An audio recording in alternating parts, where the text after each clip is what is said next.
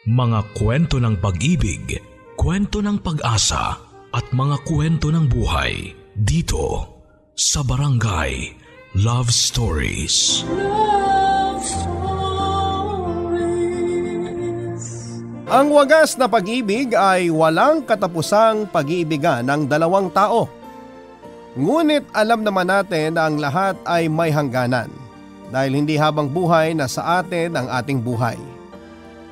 Ikaw, kapuso, hanggang kailan mo mamahalin ang taong hindi mo na kailanman makakapiling? Dear Papa Dudut, magandang araw po sa inyong lahat at sa mga loyal kabarangay na nakikinig ngayon. Mangyaring itago nyo na lamang po ako sa pangalang Eddie, 67 years old at kasalukuyang nakatira sa Cebu. Nais kong ibahagi ang aking kwento bilang pag-alala sa aking pinakamamahal na asawa at upang ipabatid na rin sa lahat na totoo ang walang hanggang pag-ibig. Bata pa lamang kami noon ni Clara ay matalik na kaming magkaibigan. Bagamat maldita at suplada siya ay naging matalik kaming magkaibigan dahil halos pareho kami ng gusto. Magkasundo nga kami, lalo na kapag inaabot na kami ng gabi sa paglalaro sa ilalim ng puno ng mangga na malapit sa ilog namin at ang mga magulang naman namin ay sabay kaming napapagalitan. Yung tipong para kaming maamong tupa kapag napapagalitan pero kinabukasan ay uulit na naman. May pagkapasaway nga kaming dalawa noon dahil halos lahat na yata ng konsumisyon ay naibigay na namin sa aming mga magulang. Pero alam namin ang limitasyon namin pagdating sa katigasan ng aming ulo. Hanggang sa naging childhood sweetheart namin ang isa't isa. Hindi na nga kami mapaghiwalay noon at lagi kaming magkasama. Bata pa lamang kami noon pero alam ko sa sarili ko na siya na ang gusto kong pakasalan sa paglaki ko. Hindi nga matatawaran ang lalim ng pinagsamahan namin, Papa Dudut. Kaya naman nang tumungtong kami sa aming wastong gulang ay agad akong umakyat ng ligaw sa kanya at hindi kalaunan ay sinagot din niya ako. Kapwa naman payag ang mga magulang namin sa aming relasyon noon dahil bata pa lamang ay kilala na namin ang isa't isa. Ang palagi lamang nilang bilin sa amin noon ay huwag naming pababayaan ang aming pag-aaral at igalang at irespeto ko si Clara bilang babae na siya namang tinupad ko. Napuno ng saya ang pagmamahalan ang buhay namin bilang magkasintahan at pakiramdam ko noon ay ako na ang pinakamaswerteng lalaki sa buong mundo dahil kasama ko ang aking minamahal na si Clara.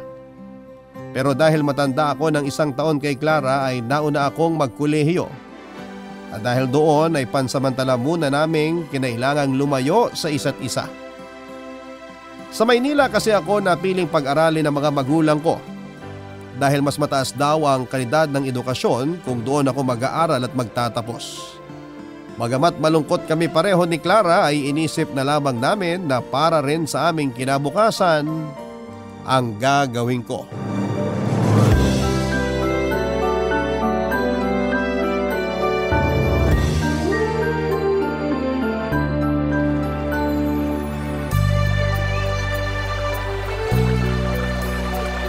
Kailan ba ang luwas mo? Sa Biyernes na, mahal. Malulungkot ka ba? Ano ba namang klaseng tanong yan? Siyempre, ang tagal din nating magkakalayo ah. Kung pwede nga lang na hindi na ako lumuwas eh. Hindi naman pwede. Nakaplano na yan eh. Tsaka yun din naman ang gusto ng mga magulang mo. Alam ko naman. Kaya lang nakakalungkot kasi. Ngayon lang tayo magkakahiwalay ng matagal. Mahal, para sa'yo rin naman to. Kung sa Maynila ka makakapagtapos ng pag-aaral, aba, sigurado ako magiging maganda ang kinabukasan mo. Natin, mahal. Hindi ko to gagawin para lang sa sarili ko, kundi para na rin sa pamilya ko at para sa ating dalawa. Sigurado ka na ba talaga sa akin? Oo naman. Di mo na dapat tinatanong yan. Alam na alam mo naman kung gaano kita kamahal. Alam ko naman yun. Ikaw ba? Di ka pa ba sigurado sa akin? Siyempre sigurado na ako sa'yo. Napakarami na nating pinagsamahan. Kilala na natin ang isa't isa at wala na tayong maitatago. Kaya alam ko sa sarili ko na ikaw na ang lalaking gusto kong makasama habang buhay. Ganon din naman ako sa'yo. Kaya hayaan mo at mag-aaral ako ng mabuti at magtatapos para makahanap ako ng magandang trabaho. Pag nagkataon, pwede na kitang pakasalan nun. Maghinay-hinay ka lang. Bata pa tayo, mahaba pang panahon natin. Di rin natin masasabi, mahal. Hiram lang naman natin sa Diyos ang buhay natin. Di natin alam kung kailan niya tayo babawiin. Basta huwag kang ma-pressure ha. Marami pa tayong panahon para pagplanuhan ang kinabukasan natin. Ayokong pumasok tayo sa isang bagay na hindi natin napaghahandaan. Hayaan mo. At tatandaan ko yung sinabi mo. Mag-aaral din ako ng mabuti dito para sabay nating bubuuin ang mga pangarap natin para sa kinabukasan. Natutuwa ako marinig yan mula sa'yo. Basta ipangako mo na hindi ka titingin sa ibang lalaki habang wala ako ha. Pangako ko sa'yo, hindi ako titingin sa ibang babae. Imposible yan, mahal. May mga mata tayo pareho. Ang ipangako dapat natin sa isa't isa ay kahit na gaano karami pang magagandang babae at makikisig na lalaki ang makita natin, mananatili pa rin ang pagmamahal natin sa isa't isa. Pangako yan, mahal. Di bale, at palagi kitang susulatan para naman hindi tayo masyado mangulila sa isa't isa. Maigi pa nga. Basta wag mo kong aalalahanin dito ha. Pagtuunan mo ng pansin ang pag-aaral mo. Basta wag mong kalimutan na sumulat sa akin pabalik ha, para alam ko mga nangyayari sa inyo rito. Makakaasa ka, pangako. Basta mag-iingat ka palagi doon ha. Huwag kang magpapalipas ng gutom. Kailangan mong kumain palagi para may laman yung utak mo. Oo naman. Sa pagtatapos natin nakasalalay ang kinabukasan natin. Ilarawan mo sa liham kung anong itsura ng Maynila ha. Alam mo namang pangarap ko makapunta ron, pero magastos kasi ang lumuwas. Hayaan mo't pag nakapagtrabaho na ako, ipapasyal kita sa Maynila. Libutin natin hanggat gusto mo. Ay, gusto ko yan. Pero wag mong pababayaan ang sarili mo doon. Kung may problema, sumulat ka kagad sa akin ha. Oo mahal, mag-iingat ako palagi. Pakakasalan pa kita eh. Papadudot ng magkasundo nga kami ni Clara ay lumuwas ako ng Maynila. Pero bago ko tuluyang umalis ay nangako pa kami sa isa't isa na susulat kami para kahit na magkalayo kami ay alam namin ang nangyayari sa isa't isa sa amin. Lalo na para hindi namin maramdaman na magkalayo kami. Papadudot sa totoo lang ay mahirap para sa akin ang malayo kay Clara. Pero kailangan ko yung gawin dahil gusto kong makapagtapos ng pag-aaral para mabigyan ko ng magandang buhay ang pamilya ko at mapaghandaan na rin ang kinabukasan naming dalawa ni Clara. At sa unang buwan nga ng pananatili ko noon sa Maynila ay hindi ko napigilang mangulila sa aking kasintahang si Clara. Kaya naman sa tuwing may libreng panahon ako ay halos tambakan ko na siya ng mga liham na nagpapahayag ng aking pangungulila sa kanya. Nagdaan ang marami pang buwan na tanging liham lamang ang nagsilbi naming komunikasyon sa isa't isa. Makalipas nga ang 4 na taon, ay ganon ang naging sitwasyon namin pero kahit kailan ay hindi nabawasan ang pagmamahal namin sa isa't isa. Nang makapagtapos nga ako ng kolehiyo noon sa edad na 23, ay agad akong nagbalik sa aming probinsya dahil sabik na akong makitang muli ang aking pamilya, lalong-lalo na ang aking irog na si Clara.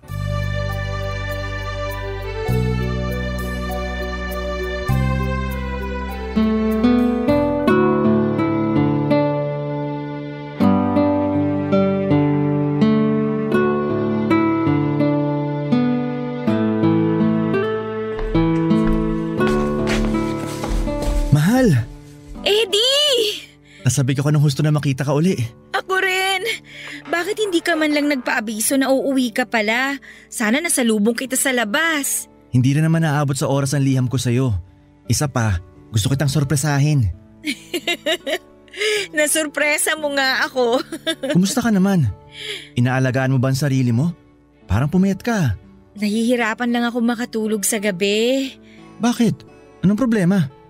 Nagpatingin ka na ba sa doktor? Wala naman to. Kapag nabawi ko na yung tulog ko, sigurado babalik din dati kong sigla. Sigurado ka, mahal? Nag-aalala ako sa'yo. Baka mamaya pinababayaan mo ng sarili mo.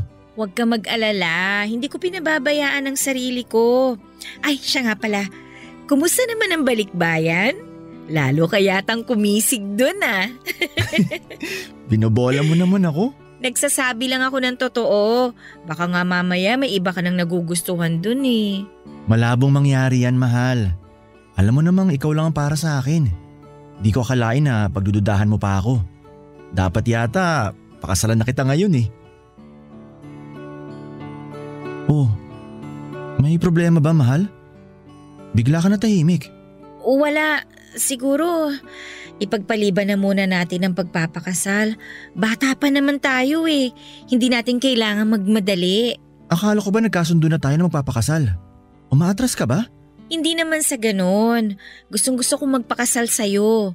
Pero isipin mo, mahal, wala pa tayong sapat na ipon para magpakasal. Tsaka na siguro, pagpareho na tayong handa sa papasukin natin, ha? Naiintindihan ko. Pasensya na kung minamadali kita. Wala yun. Alam ko naman na gustong-gusto mo na akong pakasalan eh. Ayaw na kasi kitang pakawalan. Baka makahanap ka pa ng iba eh. Sira ka talaga. Hinding-hindi kita ipagpapalit sa kahit na sino. Ay, maiba ako. Nasaan pala mga magulang mo? Nasa bukid ang Itay. Si Inay naman nasa butika. Butika? Bakit? Sino may sakit? May nagpasuyo sa kanya na bumili ng gamot. Ganun ba? May pasalubong ako sa kanila eh. Talaga? Anong pasalubong yan? Mga gamit sa bahay. Maganda pero mura kaya nabili ko. Naku, matutuwa ang inay niyan. Meron din akong pasalubong para sa'yo. Para sa akin? Oo, makakalimutan ba naman kita? Eto. Ano naman ang laman ng maliit na kahong ito? Buksan mo. Napakagandang rosaryo naman ito, mahal. Nabili ko yan sa simbahan ng Quiapo sa Maynila. Ikaw agad na naalala ko na makita ko rosaryong yan. Maraming salamat. Nagustuhan ko tong pasalubong mo sa akin. Alam ko magugustuhan mo yan. Tamang-tama at magnonobena kami mamaya. Sasabay na rin ako.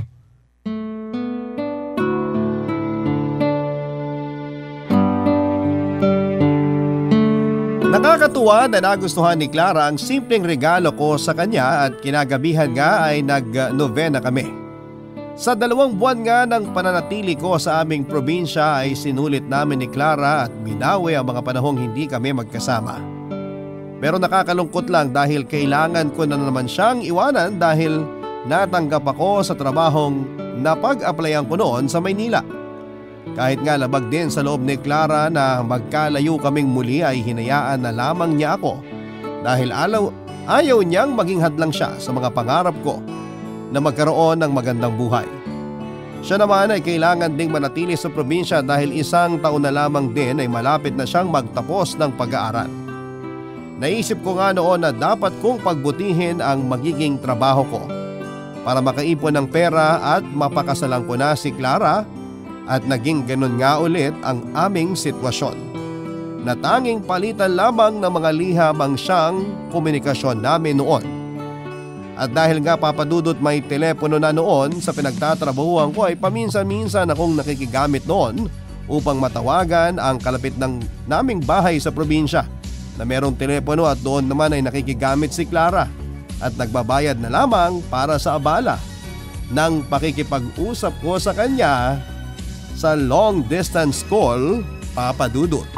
Kontento naman kami noon ni Clara sa paraan namin ng pag-uusap dahil mainam pa ngayon kesa sa wala.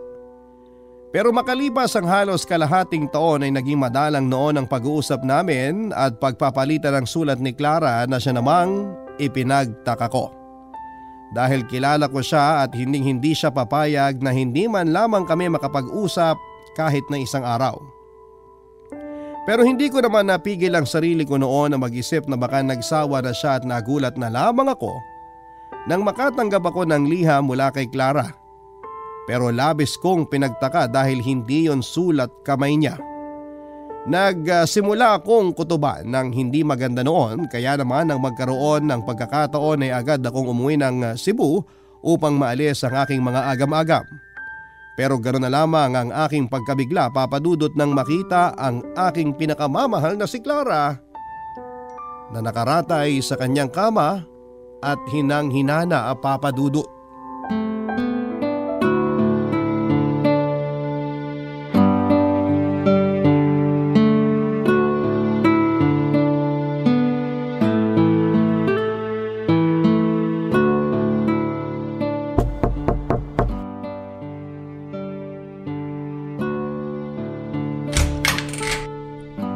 Eddie, iho! Anong ginagawa mo rito? Hindi ba dapat nasa Maynila ka at nagtatrabaho? Gusto ko lang ho sanang makita si Clara. Natanggap ko ho kasi yung huling sulat na pinadala niya. Pero nagtaka lang po ako kasi hindi ho niya sulat kamay yun eh. Halika, pumasok ka. Pasensya na hindi kita agad napapasok ha. Nabigla kasi ako sa pagdating mo. Ayos lang po. Kayo po ba nagpadala ng sulat ni Clara? Ay, panahon na siguro para malaman mo ang totoo. Totoo? Ano pong totoo? Ipapaliwanag ko kapag nasa kwarto na tayo ni Clara. Halika, sumunod ka sa akin.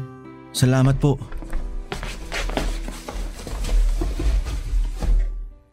Tuloy ka, Eddie. Diyos ko! Clara, mahal! Ano ang nangyari kay Clara? May stage 3 cancer daw siya, sabi ng doktor. At may namumuuring tumor malapit sa lalamunan niya. Kailan pa ho? Matagal nang may sakit si Clara. Pero ayaw niyang ipasabi sa'yo dahil ayaw niya mag-alala ka sa kanya habang nasa Maynila ka. At baka raw mapano ka. Pero karapatan ko na malaman ang mga nangyayari sa kanya. Katulad na lang ho nito. May sakit pala siya pero wala akong kaalam-alam. Sinunod ko lang ang gusto ni Clara. Madadaan pa naman ho yata sa gamutan to, tama? Ipagamot ho natin si Clara. Tungkol dyan, iho, lumala ang sakit ni Clara dahil wala kaming pera para maipagamot siya. Dahil doon, nagkaroon ng taning ang buhay niya. Ano po? Hindi to pwede mangyari kay Clara. Alam kong hindi ito ang tama na sabihin. Pero wala na tayong magagawa. Hindi na talaga nila kayang gamutin si Clara. Paano pong di na siya kayang gamutin? Sinubukan na ba nila? Hindi pa ho natin nasusubukan kaya wag sana kayo magsalita ng tapos. Di doktor na ang nagsabi na walang gamot sa sakit na kanser ni Clara. At hindi na rin nila maagapan dahil malala na ito. Diyos lang ho maaaring magpasya kung kailan niya babawiin ang buhay ni Clara. Kaya kailangan nating subukan ng ipagamot siya. Tutulong ho ako sa pagpapagamot sa kanya. O sige, sabihin na nating may pambayad ka sa pagpapagamot sa kanya. Pero anong kasiguruhan na magagamot nga nila ang anak ko? Gayong sila na mismong nagsabi na hindi na magagamot pa si Clara. Baka ho may ibang paraan. Huwag niyo naman ho sanang sukuan na lang basta si Clara. Sukuan? Eddie, higit kanino man ako ang labis na nahihirapan na makitang ganyan ang anak ko. Anak ko yan eh. Ako ang nag-alaga at nag-aruga sa kanya. Kaya huwag mong sasabihin sa akin na basta ko na lang sinusukuan ang anak ko. Pasensya na ho. Nabigla lang ho ako. Nay. Clara anak, anong gusto mo? May masakit ba sa'yo? Wala ho. Parang naririnig ko po si Eddie. Mahal ko, andito nga ako. Iwan ko na muna kayo para makapag-usap kayong dalawa. Sige Eddie, ikaw nang bahala kay Clara ha? Eddie, anong ginagawa mo dito? Nasa Maynila ka, di ba? Umuwi ako kasi hindi magandang kutob ko sa huling sulat na pinadala mo. Hindi ganun ang sulat kamay mo eh. Naisip kong baka may problema at pagdating ko rito, meron nga talaga. Matagal ka na palang may sakit. Bakit di mo sinabi sa akin? Di sana naagapan natin. Ayokong mag-alala ka sa akin. Anong klaseng dahilan naman yan, mahal? Hindi pwedeng hindi ako mag-alala sa'yo. Nobya kita at mahal na mahal kita. Hindi ko gustong masira ang atensyon mo sa pag-aaral. Clara naman. Oo, importante ang pag-aaral ko. Pero mas importante sa akin ang kalagayan mo. Sana sinabi mo agad sa akin to. Ayokong ako ang maging balakid para maabot mo ang mga pangarap mo at magkaroon ng magandang bukas.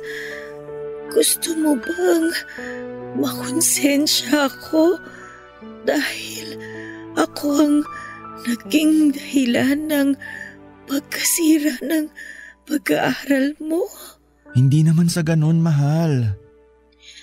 Dadalhin ko hanggang mamatay ako kung sakaling hindi ka nakapagtapos at pag nagkataon hindi mo natupad ang pangarap mo. Nahihirapan na ako, Eddie. Huwag mo na sanang dagdagan pa yun.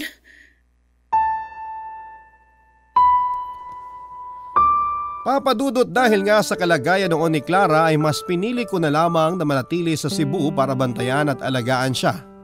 Stage 3 na ang cancer niya at paus na siyang magsalita dahil sa tumor niya sa kanyang lalamunan. At sa tuwing pinagmamasdan ko siya noon ay hindi ko maiwasang maitanong kung bakit yon nangyari sa kanya. Gayong napakabuti naman niyang tao. Napakahirap para sa akin na nakikita kong ganon ang kalagayan niya at wala man lang ako magawa upang alisin ang paghihirap niya. Ang tanging pinangahawakan ko na nga lamang noon ng mga oras na yon na nakakausap ko ng maayos si Clara. Madalas kasi kapag pinipilit nitong magsalita ay nahihirapan ito dahil sa bukol na ayon sa mga doktor ay isang malignant tumor at idagdag pa nga na nangihina na siya dahil sa stage 3 cancer nito. Pero sa kabila nga ng kanyang kalagayan ay hindi ko siya iniwanan bagkos ay mas pinaramdam ko sa kanya kung gaano ko siya kamahal at hindi siya nag-iisa sa kanyang laban. Nais kong ipabatid sa kanya na kahit na anong mangyari ay hindi ko siya iiwanan.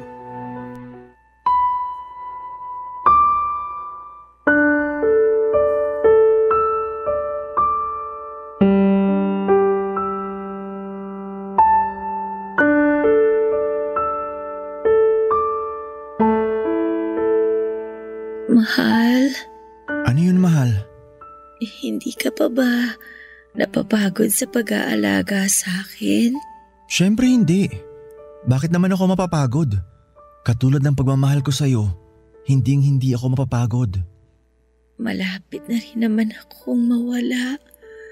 Kaya hindi mo na kailangang magsayang ng lakas at panahon. May mga dapat kang pagtuunan ng pansin na mas importante kesa sa sakit ko. Mahal, wag mo naman sanang sabihin yan. Lalaban tayo. Tatalunin natin yung sakit na nagpapahirap sa'yo. Salamat. Pero tanggapin na lang natin ang kapalaran ko. Clara naman, nangako tayo, di ba? Nangako tayo na magkasama tayong tatanda. Kaya bakit sumusuko ka na? Eddie, hindi mo pa nakikita ang itsura ko? Halos lang tanggulay na ako. Sa tingin mo ba, masasamahan pa kitang tumanda? Gagawa tayo ng paraan. Magpapagamot ka. May ipon ako, pwede natin gamitin yun. Nasisiraan ka na ba? Pera mo yun. Ilaan mo na lang yun sa mas may kabuluhan. Makabuluhan para sa akin ang mabuhay ka. Alam mo kung gaano ka kaimportante sa akin, Clara. Alam ko, Eddie. Kaya nga natatakot ako na baka masaktan lang kita sa pagkawala ko. Mahal, ipangako mo sa akin na kapag nawala na ako, magpapatuloy ka sa buhay. Ikaw ang buhay ko. Paano pa ako magpapatuloy kung wala ka na? 'Di ba?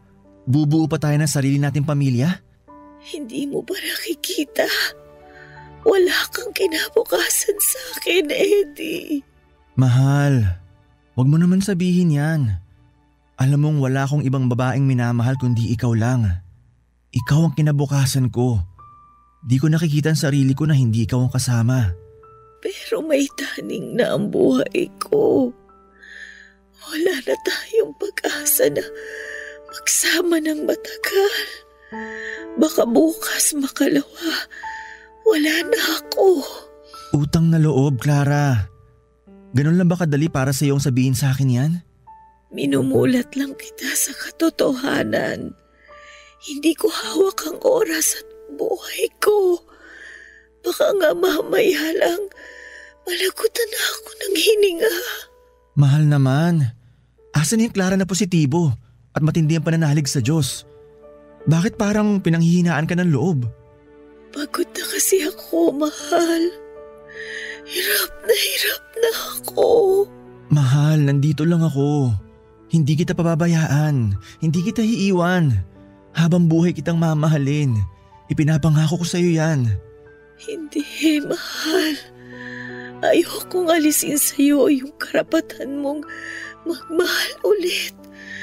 Kahit mawala na ako, huwag mong isara ang puso mo sa bagong pag-ibig na darating sa iyo.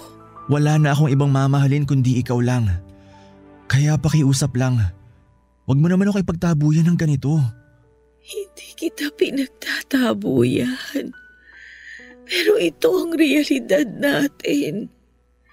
Hindi na tayo pwedeng magsama ng matagal. Kasi napakaiksi na lang ng oras ko.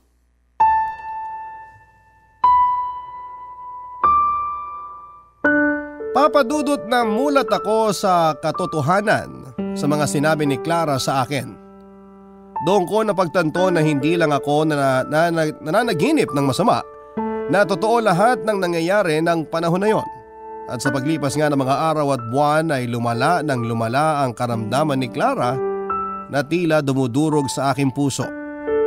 Kitang-kita ko kung paanong unti-unti ay nalalagas ang dating makapal niyang mga buhok. Reaksyon ng mga gamot sa kanyang katawan. Sa totoo lang, Papadudot, ay hindi ko siya kayang tignan ng mga oras na yon dahil ipinamumukha sa akin ng tadhana na wala na akong magagawa para alisin sa ganong sitwasyon ng aking minamahal. Noong ko rin naramdaman ang pakiramdam na wala akong kwenta dahil hinahayaan ko lamang siya na maghirap.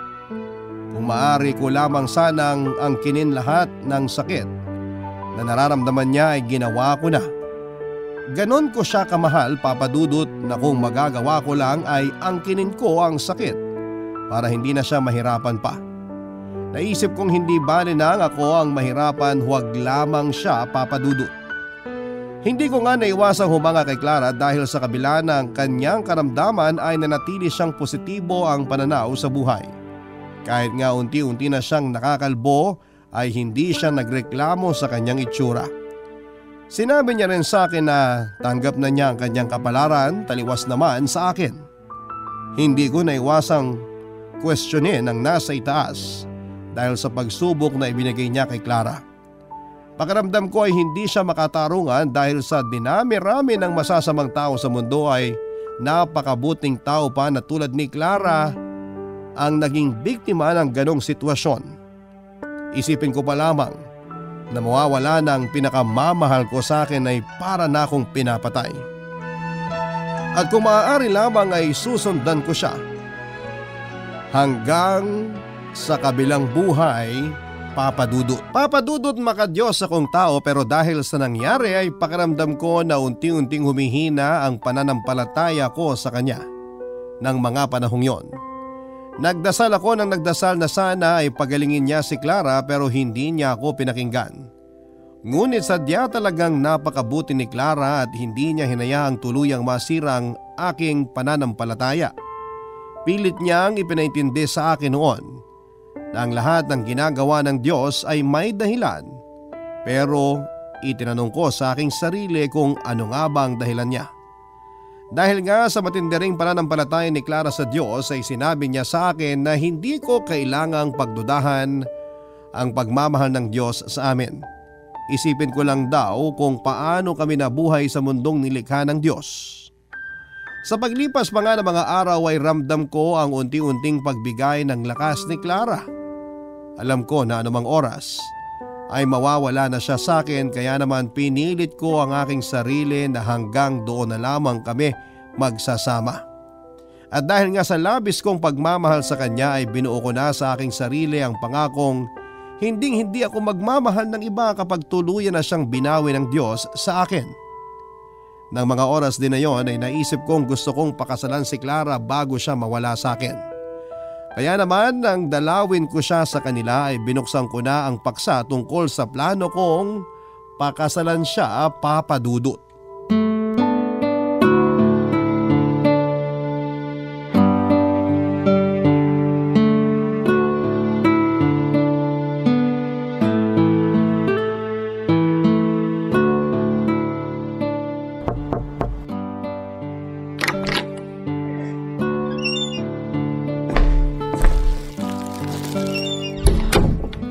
Mahal, kumusta ka na? May pasulubong ako sa'yo. Nag-abala ka na naman. Ano ka ba? Alam mo namang basta ikaw, hindi ka abala sa akin. Ano ba yung dala mo para sa akin? Eto, hilaw na mangga. Kinuha ko dun sa paborito nating tambayan. Sabi mo nung nakaraan gusto mong kumain ito, di ba? Oo nga. May mga bunga na pala doon. Oo, meron na kaya nakakuha ko ron. Ano bang gusto mong sausawan? Asin o alamang? Asin. Sige, sandali lang. Ipagbabalat kita. Siya nga pala, mahal. Buo na desisyon ko. Desisyon? Na alin?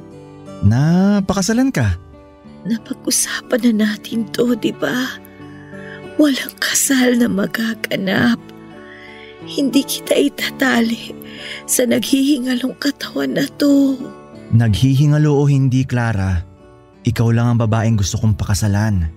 Ano pa bang silbi ng pagpapakasal natin kung iiwanan lang din kita? Mahal, hanggat nandito ka sa puso ko, mananatili kang buhay para sa akin. Tinatakasan mo ang realidad. Sa tingin mo ba, matatahimik ako kung malalaman kong pinipilit mo akong buhayin sa mundo mo kahit napatay na ako? Ikaw nga, mahal, buhay ka pa pero pinapatay mo na sarili mo. Gusto ko talagang makasal tayo. Isa pa, pangarap mong ikasal ka, di ba? Gusto kong maging masaya ka bago ka tuluyang kunin sa amin. Gusto kong iparamdam sa'yo kung gaano kita kamahal. Eddie, ramdam ko kung gaano mo ko kamahal. At nagpapasalamat ako dahil kahit ganito na ako, mahal na mahal mo pa rin ako. Pagdudahan mo na lahat. Huwag lang ang pagmamahal ko sa'yo. Dahil kahit anong mangyari, hindi ito mababawasan. Kaya pakiusap, pumayag ka na sanang makasal tayo. Sige, pumapayag na ako. Talaga? Maraming salamat, mahal. At dahil dyan, kailangan may singsing. Eto, isuot mo to. Teka, paano mo nabili itong singsing na to? Hindi ba nangako ko sa'yo na pakakasalan kita? Matagal ako nag-ipon para mabili ang singsing na yan. Hindi nga lang ganun kamahal pero totoong ginto yan, mahal.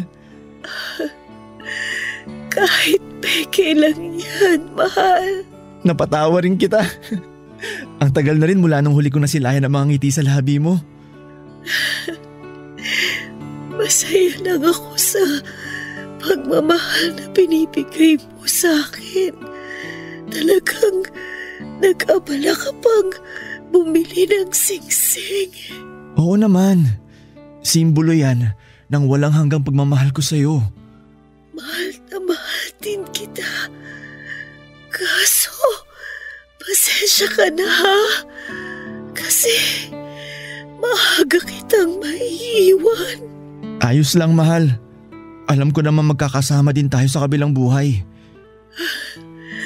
Pero huwag kang susunod agad ha. Nakukuha mo pa talaga magbiro.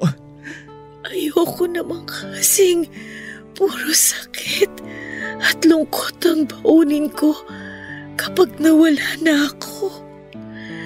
Panatag akong lilisan Kung alam kong tanggap mo nang maluwag sa dibdib ang pagkawala ko. Sa totoo lang, mahirap. Ngayon pa lang para na ako nauupos na kandila. Pero pangako ko sa iyo na magpapakatatag ako. Mabuti kung ganon. Tandaan mo lagi. Ayokong ako ang maging balakid sa mga gusto mong gawin sa kinabukasan mo. Mas gusto ko na gawin mo kong inspirasyon. Matapos nga ang napakahaba naming diskusyon ni Clara ay napapayag ko rin siya na magpakasal kami, Papa Dudut. Nang sa ganoon ay habang buhay ko siyang makasama at hindi ko maramdaman na mawawala na siya sa akin. Alam kong makasarili ang desisyon kong yon dahil katumbas noon ang hindi ko pagpaparaya sa kanya. Pero tao lamang ako na labis siyang minahal. Isa pa ay gusto ko siyang pabaunan ng magandang alaala at tuparin ang pangarap niyang maikasal sa taong mahal niya na ako rin lang naman.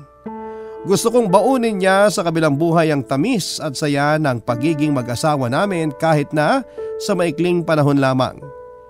Ipinabatid ko nga sa aming mga magulang ang balak naming pagpapakasal at wala ni isa sa kanila ang tumutol lalo pa at alam nila kung gaano namin kamahal ni Clara ang isa't isa. Ang sabi nila ay nais din nilang pabaunan ng masayang alaala si Clara bago ito tuluyang lumisan. 3 araw lang naman ang inabot ng aming preparasyon dahil sa bahay na lamang nila Clara ko napiling magpakasal kami. Hindi na rin naman siya makatayo para pumunta ng simbahan at doon magpakasal. Tanging malalapit lang na tao ang naging saksi sa aming kasal at isang pare. Nagpalitan nga kami ng wedding vows at sinabi ko sa kanya na siya lamang ang babaeng mamahalin ko sa habang buhay, Papa Dudut. Nang maisuot ko na nga sa kanya ang singsing na simbolo ng aming pagmamahalan ay napagulhol siya ng iyak dahil sa tuwa at lahat din doon ay napaluha sa iba't ibang kadahilanan. Tuwa at panghihinayang sa aming pag-iibigan na maagang tinuldukan ng panahon. Pero para sa akin ay hindi titigil ang pagmamahal ko kay Clara kahit wala na siya. Matagal na naming maikasal or matapos naming maikasal ay nagsialisa na ang ibang mga bisita upang bigyan kami ng panahon para masulit namin ni Clara ang mga natitirang sandali na kami ay magkasama. Humiga ako noon sa kanyang tabi at hinawakan ng mahigpit ang kanyang mga kamay. At sinabi niya sa akin na masaya siyang pinagbuklod kami ng Diyos, Papa Dudut.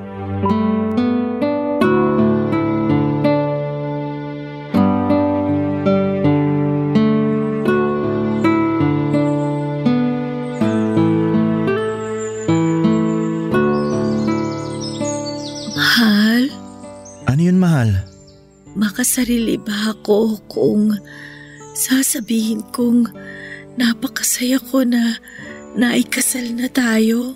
Hindi. Bakit mo naman naitanong yan? Tsaka hindi lang ikaw ang masaya, pati ako. Nagdiriwang ang puso ko dahil sa wakas, iisa na tayo. Gusto ko pa sanang mabuhay ng matagal. Ayaw mo na kitang iwan. Pero anong laban ko sa Diyos kung gusto na niyang bawiin ang buhay na ipinahiram niya sa akin? Ang magagawa na lang natin, sulitin ang bawat sandali na nandito ka pa. Susulitin natin ang natitirang oras natin na magkasama. Napakaswerte ko dahil nakatagpo ako ng katulad mo. Maswerte din naman ako dahil ikaw ang babaeng nilaan niya para sa akin. Kahit na ilang oras pa lang tayong kasal, matindi ang pasasalamat ko na pinag-isang dibdib niya tayo. Walang katumbas na sayang naramdaman ko nung pumayag ka magpakasal sa akin. Nung una, ayoko talaga. Kasi pakiramdam ko, bibigyan lang kita ng walang hanggang pasakit at kalungkutan. Inisip ko na kapag nagpakasal ka sa akin, habang buhay mong dadalhin ang sakit ng pagkawala ko. Hindi naman malabo mangyari yun pero magtiwala ka sa akin. Kahit masakit, tatanggapin ko. Oo, may parte sa akin na ayaw kong pakawalan. Pero alam kong magiging maayos ka sa pupuntahan mo. Lugar na walang pasakit at paghihirap. Pero sana, kahit wala na ako, huwag mong isara ang puso mo na magmahal uli. Gusto kitang maging masaya hanggang sa huling araw ng buhay mo. Kasi hindi naman sa akin magtatapos ang ikot ng mundo mo. Napag-isipan ko na yan, mahal. Pero maniwala ka sa akin o hindi, wala na akong balak na magmahal uli. Ikaw lang ang babaeng mamahalin ko hanggang sa kahuli-huli ang sandali ng buhay ko. Masaya na akong mabuhay kahit sa mga masasayang alaala lang natin. Pero, mahal… Pakiusap, Clara. Ang mahalin ka habang buhay ang siyang kaligayahan ko.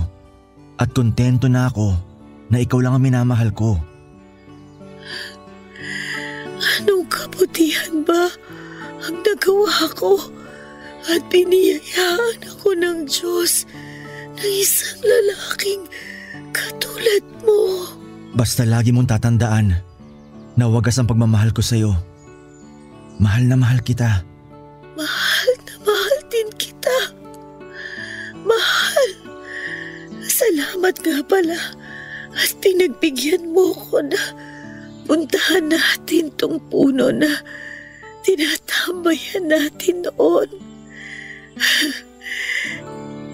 Nakakatuwa na nandito pa rin ang mga pangalan natin na inukit natin dito sa puno. Oo nga, mahal. At lumain man yan ng panahon, hinding-hindi yan mabubura katulad ng pagmamahal ko sa'yo. Ay, teka. Komportable ka ba dyan sa pagkakaupo mo? Oo, salamat. Gusto ko talagang mapanood mabuti ang paglubog ng araw. Alam mo, mahal, ikaw ang nagsisilbing araw ko, ang nagsisilbing liwanag ng buhay ko. Salamat. Pero ito ang tatandaan mo, mahal. Sa bawat paglubog ng araw, muli itong sisikat na kahit pansamantalang baluti ng kadiliman ng mundo mo, may liwanag pa rin na kinabukasan para sa'yo. Kaya kahit na anong mangyari, wag kang panghihinaan ng loob dahil mahal na mahal kita at mananatili ako sa tabi mo kahit wala na ako. Alam ko. Pakiusap ko lang sana. Palagi mo akong gabayan mula sa itaas. Pag ako mahal ko, pwede mo ba akong yakapin ng mahigpit? Nilalamig ako. Sige. Pero kung gusto mo, iuwi na kita. Dito muna tayo sandali. Gusto ko munang magpahinga. Sige, mahal ko. Magpahinga ka lang. Andito lang ako. Matagal ko nang inihanda ang sarili ko anumang oras na lumisan si Clara.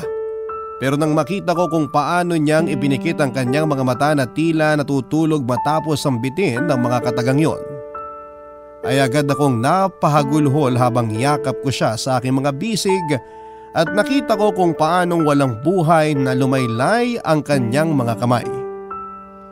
Umiyak ako ng umiyak habang yakap-yakap siya ng mahigpit at paulit-ulit na sinasambit kung gaano ko siya kamahal. Hindi ko na nga namalaya na isang oras na pala akong ganon kung hindi pa kami sinundan ni Tita Sally at napaluha siya nang makita ang itsura ko at ang walang buhay na si Clara. Agad naman akong niyakap ni Tita Sally at sinabing makakapagpahinga na si Clara at ang mabuti pa raw ay iuwi na namin ito. Papa Dudut, hindi ko makakalimutan ang lahat ng masasaya at malulungkot na alaalang meron kaming dalawa ni Clara. at kung gaano namin kamahal ang isa't isa at dadalhin ko yon hanggang nabubuhay ako. Sa paglipas nga ng panahon at ngayon nga na matanda na ako ay hindi ako kailanman nagmahal ng iba maliban kay Clara. Alam kong hindi siya tutol na magmahal akong muli pero hindi ko naman maaring turuan ang aking puso, gayong siya pa rin ang tinitibok nito.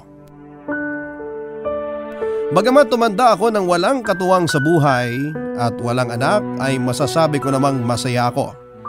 Dahil nariyan ang mga pamangkin at apo ko na nagmamahal at nag-aalaga sa akin. Hindi naman ako nangulila lalo pa at pakiramdam ko ay kasama ko lagi si Clara dahil ramdam ko ang presensya niya sa paligid ko. At alam ko na balang araw ay magkakasama kaming muli sa paraiso at doon namin itutuloy ang aming wagas na pagmamahalan. Hanggang dito na lamang po at naway magsilbi po itong inspirasyon na merong wagas at walang hanggang pag-ibig. Maraming salamat kung ito man ang mapipili po ninyong basahin ngayong araw and more power sa inyong programa. Ang inyong kapuso at kabarangay, Eddie. Sabay-sabay nating pakinggan ang iyong kwento ng pag-ibig, buhay at pag-asa. Ipadala lang sa barangaylovestories@yahoo.com. Nagustuhan ng iyong napakinggan? Ituloy yan via live stream sa www.gmanetwork.com/radio.